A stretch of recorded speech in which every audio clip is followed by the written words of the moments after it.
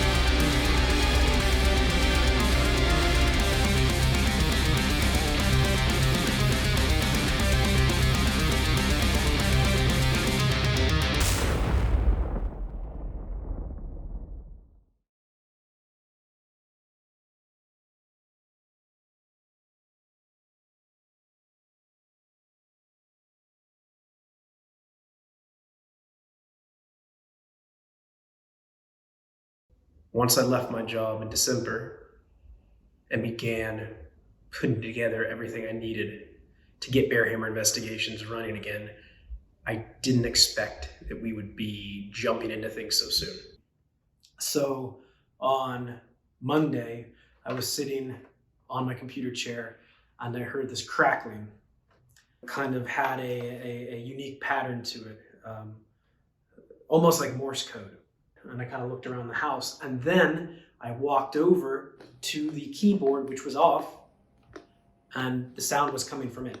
Okay, so that's a pretty creepy thing. Based on what I know now, okay, and what I'm hypothesizing, there are 4 candidates for what's infecting this keyboard. Okay, right? Branch. I've ranked these from, on an intensity level.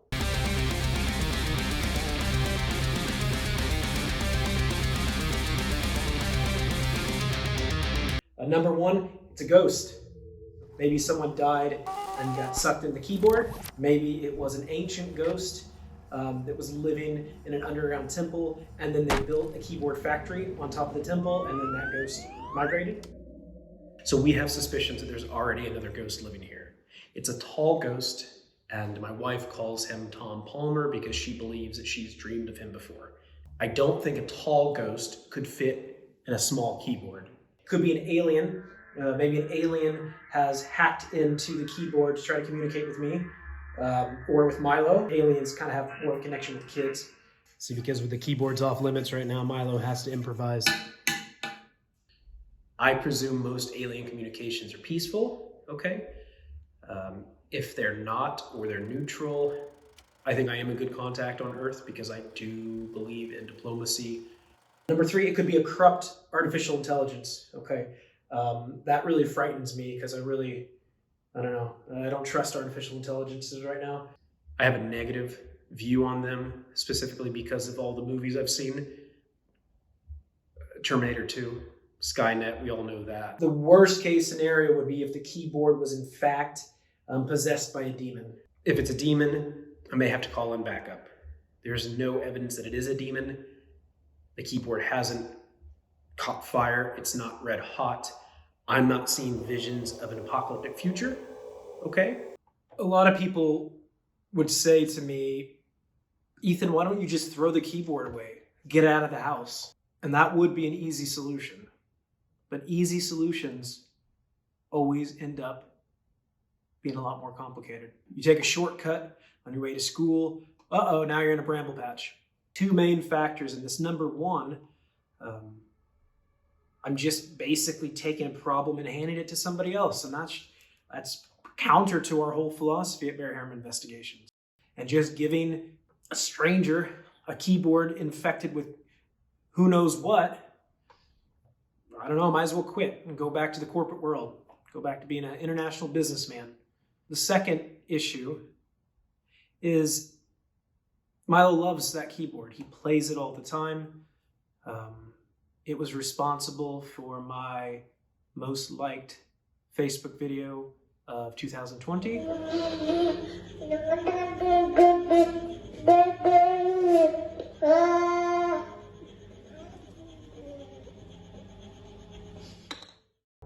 I don't want to disappoint him.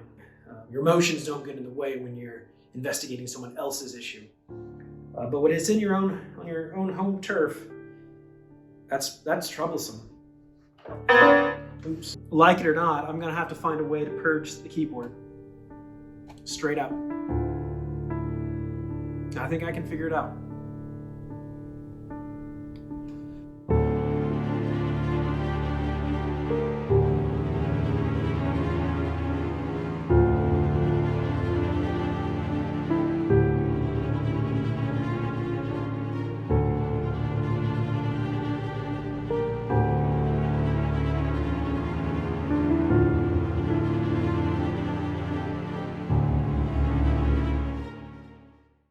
I was planning on furthering the investigation once I'd done a little bit more research, but things have intensified over the last few days.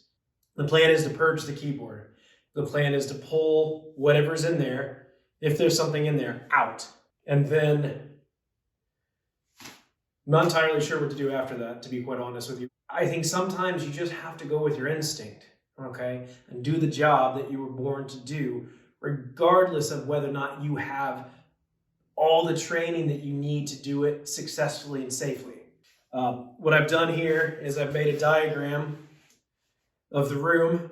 This should help me ensure that everything goes smoothly tonight. I'm gonna have cameras covering the room. Camera 1 is going to be focused on the keyboard. Camera 2 is actually going to be shining onto the gramophone. This is the wild card of the night.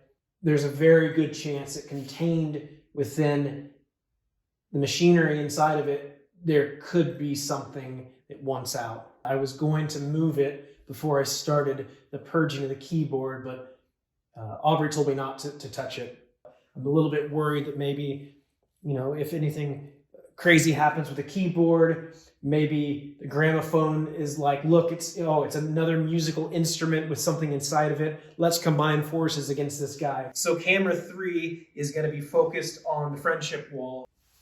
So this is what I call a friendship wall, okay? A friendship wall is a support system, but it's also a means of neutralizing any potential negative energy in a haunted room. Usually this would be your friends or your team. Because I don't have either one of those right now, I'm gonna have to rely on these stuffed animals. This is Peanut Butter. It's a dog. This is Nala, the snow leopard. This is Richard Donovan Cartwright. He's a puppet. And actually a lot of people think he's creepy, but actually he's a really good puppet. This is Barbet from Australia. Our friends from Australia brought him for Milo, which was really nice.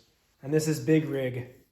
Big Rig was a penguin that I bought for Aubrey when she was in the hospital. I may have camera 4 on the battle closet shining this way. I'm not sure. I actually don't even know if it works, but it looks kind of cool. So then also on the battle closet, I'm gonna have my microphone on to capture any audio in hopes that maybe I can get some sound. It's not audible to the naked ear.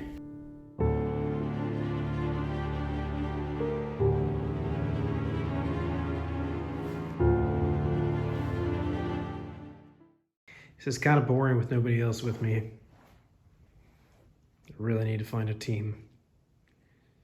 No offense, guys.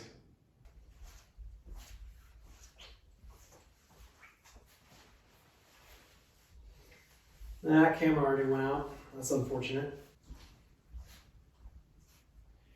All right, the iPad went out as well. I think I probably forgot to charge everything. So this is the part usually in the ghost shows where they start trying to communicate, okay?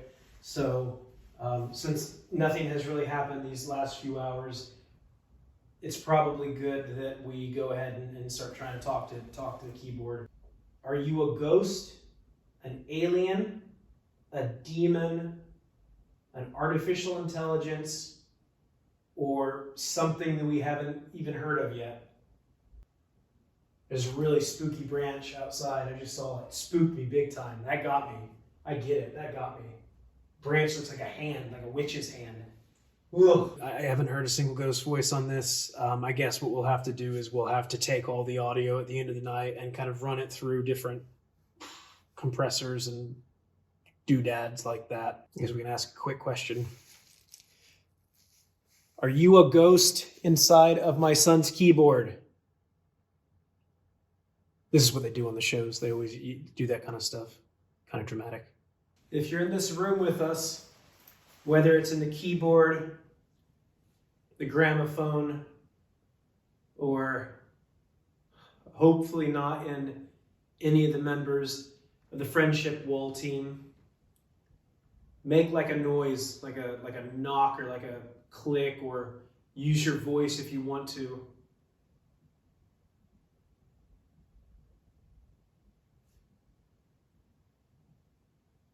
I thought I heard a click.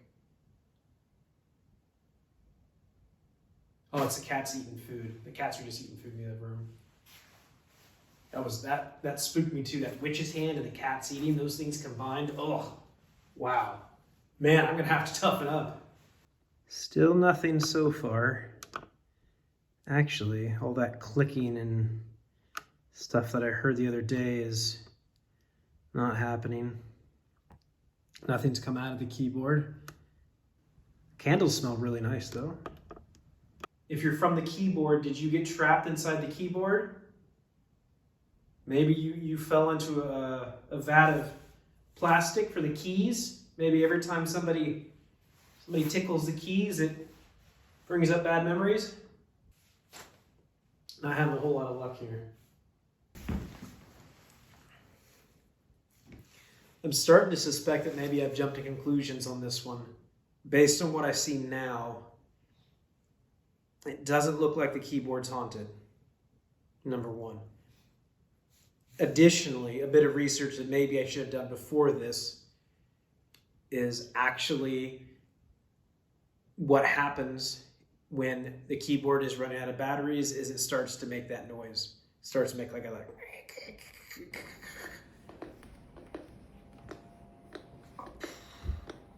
that probably was it.